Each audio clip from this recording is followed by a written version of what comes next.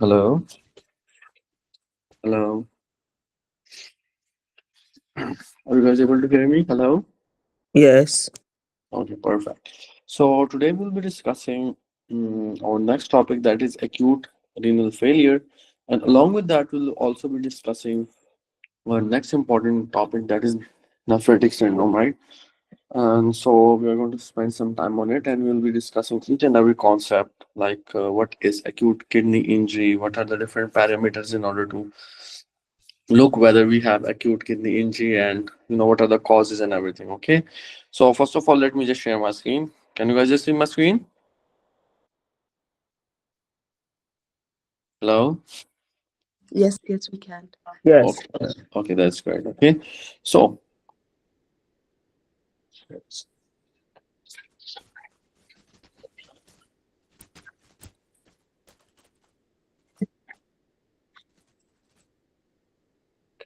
we have acute renal failure. So as the name indicates, acute renal failure. So basically, acute renal failure means whenever we have acute severe decrease in the renal function, right? So whenever the renal function is declined within days, that's basically known as acute renal failure, right? So normally we know that what's the function of kidney? Function of kidney normally is to excrete out your nitrogenous waste, and along with that, we know that the kidney is also responsible for excreting out your creatinine, right? And creatinine was basically an important thing in order to look for the GFR of your kidney. Did you guys remember that? Hello? Yes. Okay. Yes, So yes, we do. basically, what was the function of kidney? Function of kidney was basically to the function of kidney was basically to excrete out your nitrogenous, okay, your nitrogenous toxins, you can say, or blood urea nitrogenous toxic materials. And along with that, the how to look for the function of the kidney. Whenever we want to look the function of the kidney, we have to look towards the GFR, right? If the GFR is fine, it means the kidneys are good, right? What's the normal value of GFR, by the way? Anyone? Hello? Yeah, 90 to 120. Okay, Above 91.5. 1, yes, above 90 to 1. 120 is the normal range of GFR, right? And as we discussed how to calculate GFR, we have to look towards the value of creatinine, right? So what's the normal value of creatinine in a healthy individual with having a normal GFR? Point 0.7 to 1.2. 0.7 to 1.2. 1.2. Okay, great. So whenever the level of creatinine is increasing in your blood, what would you assume? Kidneys not functioning properly. Yes, whenever the creatinine is increasing, we would assume that kidneys are not functioning properly. That is, the GFR is not normal. Or in other words, we can say that if the GFR is not normal, the kidney is unable to remove out your creatinine, right? That's an important thing to look for. So as we mentioned, that acute renal failure means the decline of kidneys within days. Okay, it's an acute decline of your kidneys. But how to look for the decline, how to assume that the kidneys are declining? We have two factors to look for. First of all, if the kidneys are declining, what would happen? The creatinine value is going to increase. What else would happen? The bu and level are also going to increase, because these are the function of your kidney, to maintain low level of Bu and blood urea nitrogen and creatinine. If they are increasing within days or acutely, you should assume that it's an acute renal failure. Okay, so acute renal failure is basically divided into three types, right? For example, if this is your kidney, we already know that the renal artery is going to enter into kidney, and the ureter is going to then move out of the kidney, right? So these are the three things. You have your renal artery, then you have your kidneys, and in the end you have your ureter coming out of your kidney. Okay, it's a normal anatomy of your kidney. Okay, so there are three types based on where the problem is. If the problem is somewhere before the kidney, right, somewhere here, like before the kidney, somewhere in the renal artery, or before the renal artery, somewhere here, So we are going to name those conditions as pre-renal azotemia. What do we mean by azotemia? Whenever the blood urea nitrogen is increasing, whenever the BUN is increasing in the blood, we are going to name that condition as azotemia, right? Are you guys getting me? What is azotemia? Whenever you have increased BUN in the blood urine nitrogen, that condition is simply known as azotemia. Pre-renal azotemia. Pre-renal means that the problem lies before the kidney, right? Pre-renal azotemia. So whenever we have any problem, I'll be discussing what kind of problems do we have which can lead to pre-renal azotemia. But looking towards the name, you should only think of that pre-renal azotemia. There is a problem before the kidney. There is a problem before the kidney, and it would lead to azotemia, right? And azotemia further suggests, as we already discussed, azotemia suggests that you have increased nitrogen level or BUN inside the blood. Is that clear till now? Yes. Okay, pre-renal azotemia, perfect. The next type of acute kidney injury is intrarenal azotemia. So as the name indicates, what is intrarenal azotemia? Intrarenal azotemia, that the problem lies within the kidneys and it's leading to azotemia. What is azotemia? Increase of BUN, right? Blood urine nitrogen, which is indicating the declining function of your kidney, right? The next one is post-renal azotemia. What do you mean by post-renal? Now the problem is after the kidney, somewhere here in the ureter, because ureter comes after the kidney, right? Which is leading to azotemia. What is azotemia? Increase in BUN, right? So all of these three types basically indicates where the problem is. It indicates in which location, if you're having problem, what's the name of that. So as we discussed, let me just summarize acute renal failure. It's a declining of kidney within days. Okay. What's the hallmark of this acute renal failure? Two things. First of all, blood urea nitrogen is going to increase. Why? Because as the kidney are declining, one of the main function of kidney is to make urine, right? Your nitrogenous, that's a nitrogenous compound. Okay. Other function is to maintain low level of your creatinine, which is basically showing the function of your kidney GFR. So you have three types: pre-renal, any problem before kidney; intrarenal, inside the kidney; post-renal, after the kidney, right? Okay, so intrarenal azotemia can also be called as acute tubular necrosis, right? Tubular necrosis, whenever the problem lies within the tubules, that's going to be called as acute tubular necrosis. Okay, so let's discuss pre-renal azotemia. Okay, first, pre-renal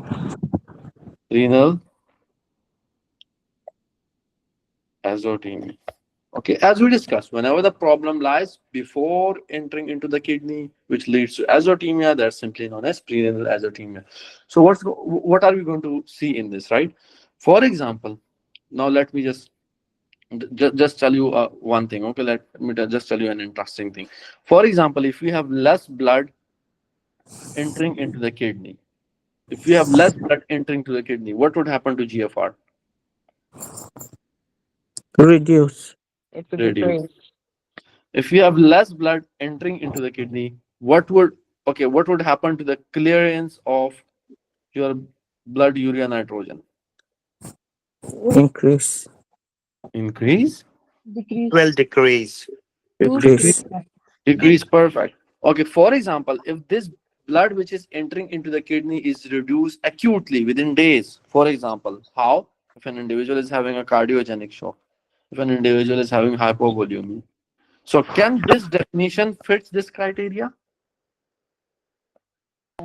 No, the acute condition fits in the ATN, What do you not in think? the pre-renal. Hello? Can you repeat the Because, question, please? Okay, because my question is that if let's suppose we have an acute blood loss, okay, and due to that we have decreased, okay, we obviously know that if we have cardiogenic shock, if someone is having hypovolemia, so what would happen? There would be less blood entering into your kidney. As less blood is entering into your kidney, we already know that GFR is going to be less and the BUN is going to be less within days. So does this situation fits the definition which we already discussed? Yeah, that's pre-renal. less. It's when I Yes, hypoperfusion. it is. Perfect. So you guys can see we already discussed whenever we have declining function of the kidneys within days, how to look for the decline function, decrease GFR, decrease BU and clearance, right? And it's the problem which lies before the kidney, before entering into kidney. So yes, it is a pre-renal azotemia. Okay. Hello. So if we have decreased Hello, we GFR, what would happen to the urine output? Urine output is also going to decrease, right? So in the question, you're going to be having a lot of MCQ. They're going to ask you that we have an individual, he have acute failure of, anuria, that is, he could not produce urine, and it was due to a blood loss. So what do you think? Which type of azotemia or which type of acute kidney injury is it? So it's basically pre-renal azotemia because the problem lies before entering into a kidney. Okay, that is cardiogenic shock, or that is like hypovolemic shock or things like that. Okay, so pre-renal azotemia. Okay, so the next thing which we have to look is the health of tubules. The health of your tubules. What do I mean by the health of tubules? Like for example, if this is your afferent arteriole glomeruli, your efferent arteriole, your Bowman capsule, your proximal convoluted tubule. Okay, just give me a second. Okay, the proximal convoluted tubule, loop of Henle, distal convoluted, and collecting ducts. For example, if we have decreased blood flow into the renal artery, so can I say that it would activate your RAS system? Yes. Yes, it Yes. will. Yes. Like in Yes. case pre-renal azotemia, if you have less blood. So we already discussed that there are two factors. First of all, the sympathetic nervous system is going to kick in. That is going to stimulate the B1 receptor on your JG cells. But other thing, there is going to be less delivery of NaCl to macula densa, which is again going to trigger the release of RAS system. The RAS in turn is going to trigger your aldosterone, right? Aldosterone. What aldosterone is going to do? Aldosterone is basically going to reabsorb your, it's going to reabsorb your Na. Okay. Along with that, water is going to move along with the Na. And remember, urea follows the water. Okay. Your urea basically follows the water. So you have to keep one thing in mind. This is going to be one of your UWorld MCQ as well. Whenever the sodium is get reabsorbed, water is going to follow the sodium. Whenever the water is reabsorbed, urea is going to follow your water. Is that clear? So these are like a kind of a chain which is being seen. Okay. So as we know that the urea is being reabsorbed with water. Okay. So in this case, if we have decrease pre-renal azotemia. So normally the tubules health, the health of these tubules are normal, right? Can I say that? Normal health. Because the problem does not lie in the tubules. Yeah. The problem lies in less blood entering into the kidneys. Can I say that? Hello? Yes. Yes. Perfect. So we already know that the creatinine level is going to increase, right? But if you compare the value of BUN to creatinine ratio, BUN to creatinine ratio, it would be greater than 15. And this thing basically suggests the health of tubules, right? What do I mean by that? As we know, the RAS system is activated. Your Na is going to be reabsorbed. Water is going to follow the Na. Along with that, urea is going to follow the water. Okay. So the BUN ratio value is going to be more because why? Because the health of tubules are normal. Still, you can reabsorb urea, blood urea, nitrogen, right? But the creatinine is also going to become decreased. But if we compare both of them, so if the ratio is greater than 15, it basically shows that the tubules health are normal. Does it make sense? Yes. Yes. Okay, perfect. Okay, what else we can look for in order to assume what's the current health of your tubules? That is that we can also see the fractional excretion of Na, sodium. Sodium is really important ion. We need that. Like most of our osmolarity, that is 290, is going to be maintained by your sodium, right? So what would happen to the fractional excretion of Na? Excretion, right? It would be very less, even less than 1%. So if we have fractional excretion of Na less than 1%, it means that yes, the tubules are healthy. They're reabsorbing most of your sodium, which is really important for your body, right? Okay. Okay. What would happen to the osmolarity of your urine? Urine osmolarity is going to be greater than 500. What do we mean by that? Greater than 500 of osmolarity basically means that, yes, what do greater than 500 osmolarity basically mean? That yes, we can reabsorb a lot of amount of water, right?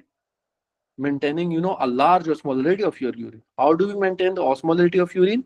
If the tubules are healthy, it means we can reabsorb a lot of water, right? So the osmolarity of urine is going to be greater than 500 milliosmol per kg. Does it make sense? Hello? Yeah. Yes. So all of these three parameters basically indicates health of your tubules. Can I say that? Yes. Yeah. Perfect. Perfect. So that's all about pre-renal azotemia. I hope so the concept is clear. Do you guys have any questions? Hello? Hello? Yes. No, no. Mm, we're Okay. here. Perfect. So let's discuss our next topic, that is post-renal azotemia, right? So as we discuss, what is post-renal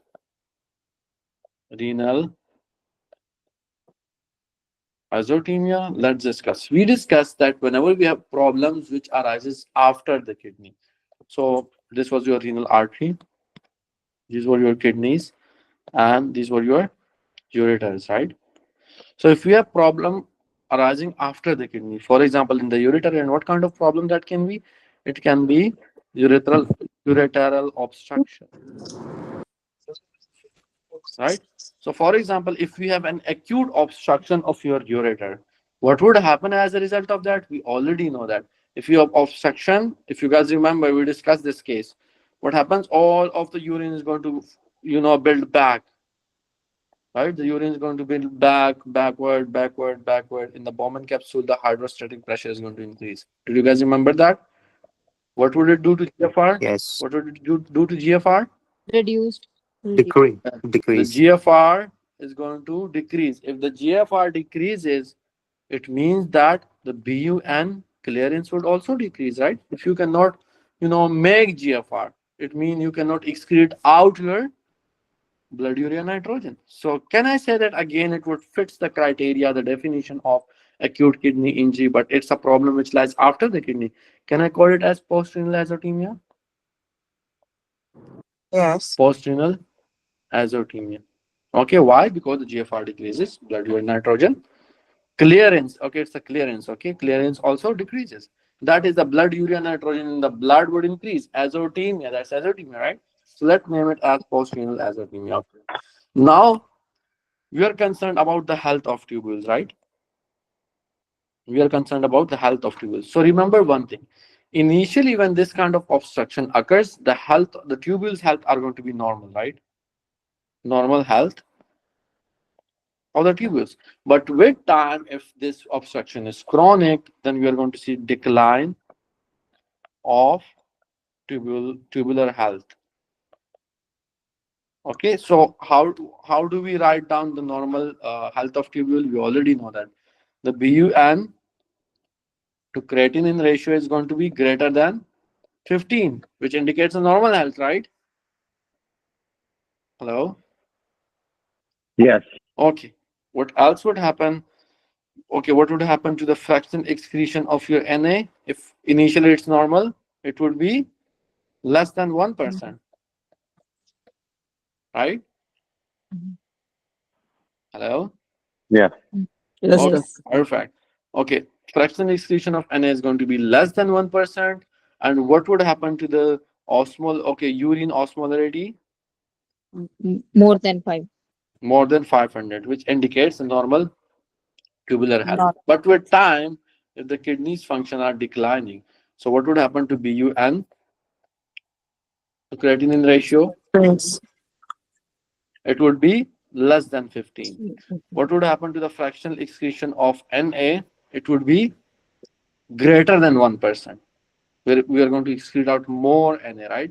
what would happen to urine osmolarity? It would be less than 500 milliosmol per kg. Okay, so everything here is going to reverse, which is basically showing the declining function of your tubular health. Is that clear? Hello? Yes. Yes. Yes. So it was all about post-renal azotemia. So you should just remember that initially the health of the the tubules are going to be normal, but with time, if it persists, it's going to lead to decline of your tubular health. So let's discuss our last one, the last subtype of your um, injury, that is acute tubular necrosis. Acute tubular necrosis. As the name indicates, what's acute tubular necrosis, right? So it's basically an acute phenomenon again within days in which we are going to have like a necrosis of your tubules, right? The tubular health is destroyed. They have already named, right? In the name, everything lies. So you can assume what is going to happen, right? So if the function or the health of tubules are declining, it means again we are going to be what would happen to GFR? The GFR is going to, yes, decline. Along with that, the blood urea nitrogen is also going to increase, right? So it can lead to intrarenal azotemia. This is basically your intrarenal azotemia. Okay, that is problem whenever lies within the kidneys, within the functional portion of the kidney, within the nephrons. Okay, so so we can have the injury or necrosis of these these tubules. There are a lot of causes for that, right? A lot of causes. So what can be the different causes? Like there can be a direct injury of these tubules, right? So for example, we can have some toxic substances which can directly injure. We can directly injure the tubules. It can also due to it can also be due to like ischemia. For example, if we have abrupt stoppage of blood towards the kidney, so what would happen? The kidneys are going to undergo necrosis. It's going to die because if it isn't receiving the nutrients, all of the tubules are going to die. And again, we're going to name it as acute tubular necrosis. Okay, so in that case, what would happen that, like for example, if these are our tubules, and like if we have direct toxins which are killing the tubules, or if we have ischemia which are basically killing the tubules, so what happens, all of the epithelium is going to come here and it's going to slough off, right? And as a result of that, we are going to see brown granular cast in urine, really high yield, really high yield. So all of these necrotic, as the tubules become necrotic, it's going to slough off, and in the urine, it's going to appear as brown granular cast, which is indicating that necrotic part or necrotic debris of these tubules. Really important. Okay, so whenever you see brown granular cast, think of acute tubular necrosis or intrarenal azotemia. Okay, so as they have already mentioned in the name, it's an intrarenal azotemia or acute tubular necrosis. So what would happen to the health of tubules? The health of tubules won't be normal, right?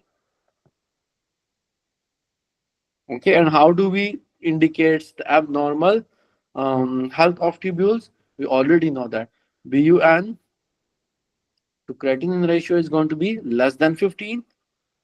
Okay, fractional excretion of Na is going to be, yes, more More than than 1%, right? More than one. And Mhm. urine osmolarity less than 500. less than 500, which clearly indicates that the health of the tubules aren't good, right? Because they have undergone the like a necrosis. Okay, or functional excretion you can say is more than 2%. Okay, more than 2%.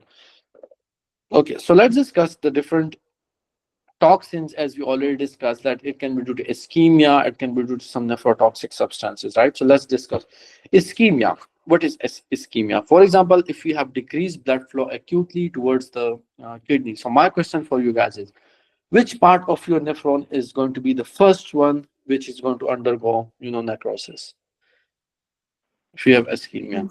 Medulla. Medulla. Medulla. Collector. Okay, I'm just talking about the part of And nephron. the part of nephron is the proximal And Proximal PCT. PCT. proximal. PCT. Perfect. Proximal Proximal convoluted tubule. convoluted. And why? Because normally 67% of the job is done by your proximal convoluted tubule. So it's a really active, part of your nephron. 67% of all of the things are going to be reabsorbed in your proximal convoluted tubule. So if you have ischemia, so this metabolically active part is going to be the first one which is going to undergo ischemia or necrosis, right? Is that clear?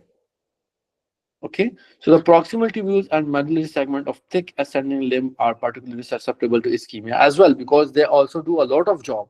The first one is going to be the proximal convoluted tubule. The second one is going to be the thick ascending limb of your nephron. That's really important to keep in mind. Okay, so these were the first part which can undergo the necrosis, intrarenal azotemia, right? Okay, and oftenly it is going to be preceded by pre-renal azotemia. Does that make sense? Hello? Yes, yes. Like, first of all, we Yes. are going to be having pre-renal azotemia. If the pre-renal azotemia is severe, right? So what would happen? It would lead to intrarenal azotemia or acute tubular necrosis, right? Because the pre-renal azotemia, we discussed, less blood is flowing into the kidneys. But if no blood is flowing to the kidneys, then it's going to, like, can I say that the severe form of pre-renal azotemia can lead to acute tubular necrosis or intrarenal azotemia? Can I say that? Yes. Perfect. So the next one is nephrotoxic substances, right? Nephrotoxic substances. So what are the nephrotoxic substances which can directly lead to injury of your tubules? Just keep that in mind, okay? So the first one is going to be like the aminoglycosides. You guys know, right? Aminoglycoside. What are your antibiotics, right? There's aminoglycoside. Remember? Can Yes. you guys just name some of the aminoglycosides? Gentamicin, Gentamicin. Gentamicin, neomycin. neomycin, Neomycin. cefacin, What else? Yes. amikacin, Amikacin, okay. That American flag in sketchy, if you guys remember. What else? Streptomycin as well, right? Okay. All of them are like teratogenic. And okay, what's the mechanism of their action? It would just block something. What's that? Some ribosomal subunit, remembered? 30 50. subunits. I think 50 S. 30S. 50S or 30S? 30s, 30s. Sorry. Okay. So that's basically okay. And we remember they are nephrotoxic. Remember? Hello? Yes. Okay, so if you guys have done the picture eyes, so they have clearly mentioned the beans, the jello beans, just like a kidney, they are nephrotoxic, right? Okay, heavy metals like lead, that can also lead to problems, or it's also nephrotoxic, direct. Okay, direct injury to your kidney tubules. What else? The myoglobinuria. Like, for example, if you have rhabdomyolysis, that is a crush injury. This is going to be one of your UL MCQ as well.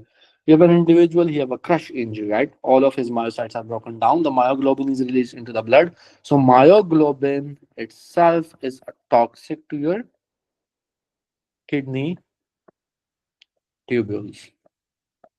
Okay? Ethylene glycol, right? Ethylene glycol, radio contrast dyes, and urate. All of these things are direct, like a toxic things which can directly injure your kidney. Okay? Okay, I'm sorry. So you should just keep these things in mind. We can have direct toxicity, and along with that, we can have some ischemia or decreased blood flow, which can lead to these problems. So hydration and allopurinol, initiation of chemotherapy to decrease the risk of urate induced ATN, right? So if we have acute tubular necrosis due to urate, so we can just hydrate them, and we can just give allopurinol. We'll be discussing the mechanism of allopurinol. Okay, can anyone just tell me how does allopurinol helps in preventing this condition? What is the mechanism of action of allopurinol? It's basically inhibits the xanthine oxidase enzyme. Okay.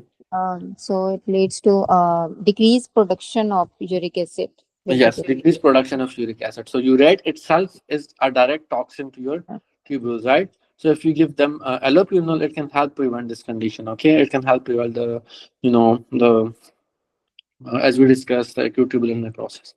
Okay, so clinical features. What are going to be the clinical features? As we already discussed, oliguria, right? If the tubules health isn't normal, we won't be making enough urine, right? So oliguria. What else are we going to see? we are going to see brown granular cast, as we already discussed. If we have some kind of necrosis, so the necrosis is basically going to lead to brown granular cast. Okay. What else we are going to see? Elevated blood urea nitrogen to creatinine ratio, right? It would be elevated, but not more than 15, which basically indicates that we have, the tubular health are not normal, right? What would happen to the level of K plus potassium? We are going to have hyperkalemia. Why? Because the aldosterone isn't going to function well because the tubules are already necrosed. So we are going to be having hyperkalemia and metabolic acidosis. Why? Because the function of aldosterone, what's the function of aldosterone? Reabsorption of sodium and Yeah. secretion of potassium. It And excretes out acid. potassium and acids. So if the Acids, tubules, if the tubules are dead, necrosed, so can it excrete your potassium and hydrogen? No. So we are going to be having metabolic acidosis along with that hyperkalemia, right? Okay. So it's basically reversible if we just give dialysis due to this electrolyte imbalance, and if we keep on check, so it can be reversible. Okay, that's the main thing. The next thing is acute interstitial nephritis. Can anyone just tell me what is acute interstitial nephritis?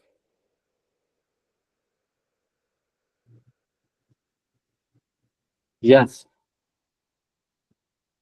It is the It inflammation or is the of the interstitium of the. Oh, okay. And if the interstitium is inflamed, right?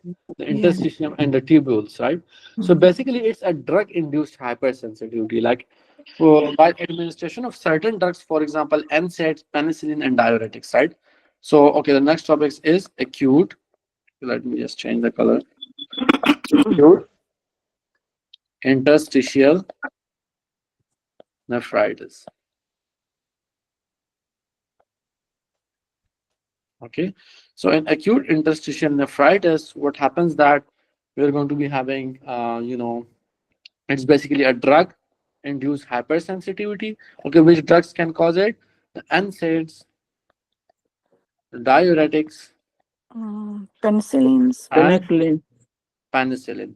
So basically, we are going to be having, hypersensitivity involving the interstitium and tubules, right? So again, if the interstitium and tubules are involved, if you have inflammation there, so what do you think? It would just come in intrarenal azotemia, right? Because problem is going in within the kidneys, right? Hello? Yes.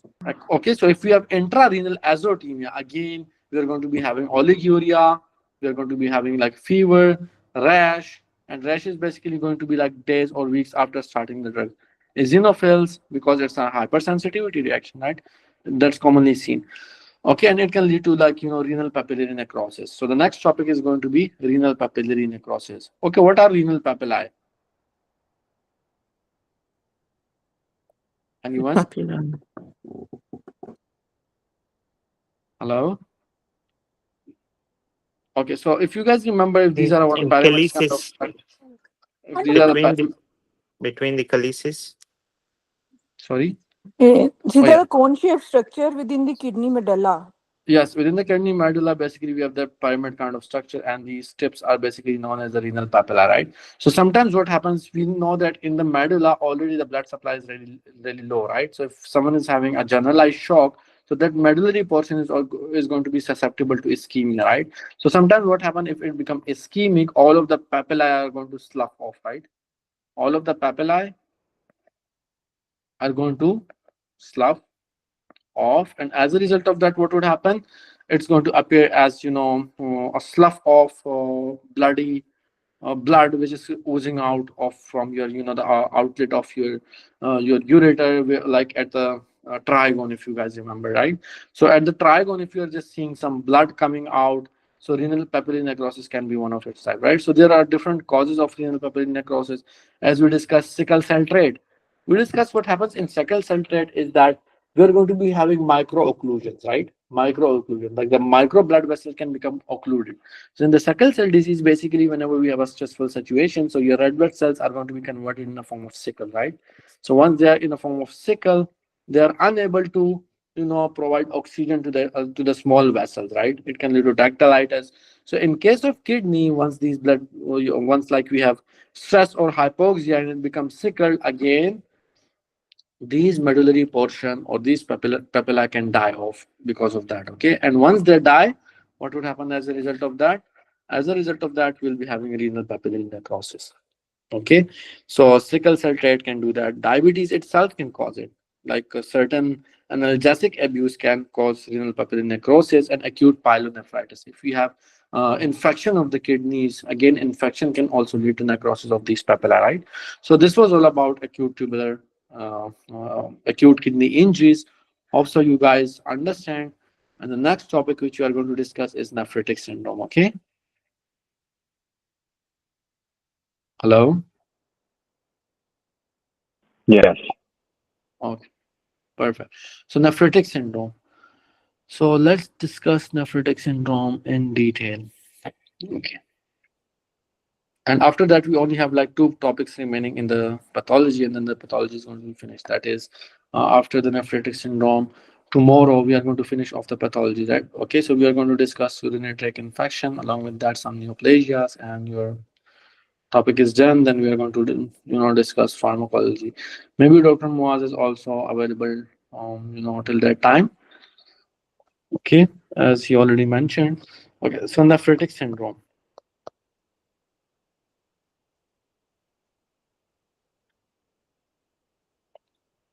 Okay, so what is nephritic syndrome? Yesterday we discussed nephrotic syndrome in a big detail, right? That is whenever we have more than 3.5 gram of protein being lost in your urine. That's basically was your nephrotic syndrome. What is nephritic syndrome? Nephritic syndrome is whenever we have inflammation of your glomeruli. So inflammation of your glomeruli basically is your nephritic syndrome. Okay. Okay, nephritic syndrome. So what's the main hallmark for nephritic syndrome? That you won't look towards the protein, right? So in nephrotic syndrome, you are more focused on protein. Whenever we have protein loss of greater than 3.5, we were concerned about that. But in nephritic syndrome, basically we are concerned about the inflammation going on. And as the glomeruli become inflamed, what happens? This barrier can become disrupted, and we can see some red blood cells leaking out in your urine. That is the main hallmark of your nephritic syndrome. Is that clear? So we are going to have limited proteinuria,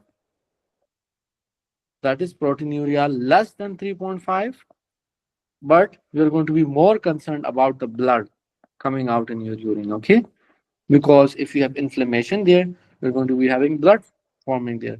What else are we going to see? We are going to see oliguria and azotemia. So, if you have inflammation going on there and if you have a lot of red blood cells, how can it lead to oliguria and azotemia? Do you guys know? Hello? Yeah, can you repeat your question? My question is that if you have inflammation going on there in nephritic syndrome, how can it lead to oliguria or azotemia? Because most of the fluid are going into the tissues. Most of the fluid are going into the tissues. I'm just asking at the level And of in nephritic syndrome, there is reduced glomerular filtration rate that causes the how? How the vision GFR? Yes, that's right. GFR decreases, but how? How inflammation can lead to damage to the glomeruli. damage to It the if the impairs the ability to filter the waste products, leading to the buildup in the bloodstream. so if the glomeruli is damaged, the barrier is damaged, so we should assume that more things should move through that. Mm, You know, yeah. GFR should be more if you're damaging the Also okay. because there is loss of RBCs Okay, in loss the of urine. RBCs. Okay. Okay, so the example is really simple. For example, if we have a filter, right? If you have a filter and we just put some grapes in that filter, right? And we just push all of these grapes in order to take out all of the juice from these grapes, right? So what would happen? The juice would just come out, but the grapes residues in the end are going to obstruct these filters pores, right? Does it make sense? So if you have Yeah. inflammation going on there, what would happen? The red blood cells are going to obstruct the pores of this barrier, right? And further, if you're just taking out the juice, if these grapes residues are just blocking off this, these small pores, so the juice further is going to build up here, right? Similar is the case with tea. If you want to filter the tea, so sometimes what happens that the tea leaves can just obstruct your filter, and you cannot filter out the tea, right? So the same case is happening here. If you have inflammation going on there, the red blood cells are going to obstruct you know, those small fenestrated outlets, and as a result of that, blood is going to, or the blood won't move. So the GFR will decrease. Does it make sense? Yes. Yes. Okay. So as the GFR decreases, what would happen? As the GFR decreases, what would happen? We are going to have azotemia. We are going to have oliguria. We won't be making enough urine, right? We cannot filter out enough blood urine nitrogens, right? So that's why you are going to be having oliguria and azotemia and nephritic syndrome. You have inflammation going on there. You are just having an active inflammatory, a lot of cells there, inflammatory cells. So it's going to obstruct that fenestrated barrier. Okay. What else are we going to see? We are going to have salt retention and periorbital edema and hypertension. That's very simple. If the GFR decreases, won't there be less delivery of NaCl to macula densa? Yes. It's going to activate your RAS system, which is going to cause hypertension, right? Hello? Yes. And as the GFR is less, we are going to be having salt retention as well. Okay. So what's the main hallmark? As we already discussed, we are going to be having red blood cell cast, and along with that, red blood cell in urine, right? So on biopsy, there is going to be a hypercellular inflamed glomeruli. Why hypercellular? Because we have inflammation, nephritic. ITIC in the end means inflammation. So we are going to be having a lot of inflammatory cells there coming there in order to resolve this inflammation. Along with that, it's going to be hypercellular. Hypercellular means a lot of cells, right? So one thing which you should just keep in mind, most of the nephritic syndromes are due to immune complex deposition. Immune complex deposition. Most of them, immune complex deposition. Keep that in mind. Really important. Okay. So the first one which we are going to discuss is post-strep glomerulonephritis. Post-strep glomerulonephritis. As the name indicate post-strep. So after a streptococcal infection, if we have nephritic syndrome or if we have inflammation of the kidneys, that's going to be simply called as post-streptococcal glomerulonephritis. We already know that group A beta hemolytic streptococcal infections are they cause infection of the skin, infection of the pharynx. So in the history, okay, it's mostly going to be present in young children. Just keep that in mind, post-strep, okay? So if they're telling you we have a young child, okay, you're going to be having a lot of MCQ just like that. And he was having some skin infection, or he was having some upper respiratory tract infection. He was coughing, sneezing, and after that, what happened? Suddenly, his in his urine was cola colored. It appeared, which indicates the cola color basically indicates we have hematuria, right? Blood coming out. So simply, what should you assume? You should assume yes, it's a post-streptococcal glomerulonephritis, right? So it's easy to diagnose. Okay, so there is basically a protein that is known as M protein, right? So that's going to be the valence factor. So after post-streptococcal infection, as I already mentioned, it is due to immune complexes deposition. So the M portion, simply you can assume the antibodies can be made against them. These immune complex can go, they can deposit within the glomeruli, and once they are deposited in the glomeruli, yesterday we discussed the concept. We are going to have overactivation of the complement system. The complement system is going to lead to destruction there, and this destruction can trigger an inflammatory response, which is going to be a nephritic syndrome, followed by a streptococcal infection. So let's name it as post-strep glomerulonephritis. If you have inflammation of upper respiratory tract, or if you have skin kind of problems or inflammation. So all of them would lead to post-strep glomerulonephritis. Is that clear? Yes. Hello. Okay, so what would be the presenting feature? Like it present 2 to 3 weeks after the infection as hematuria. So we are going to be having cola colored urine, which is basically indicating the blood or hematuria, right? What else we are going to see? Okay, where does these immune complexes get deposited? That's really important. They are subepithelial, right?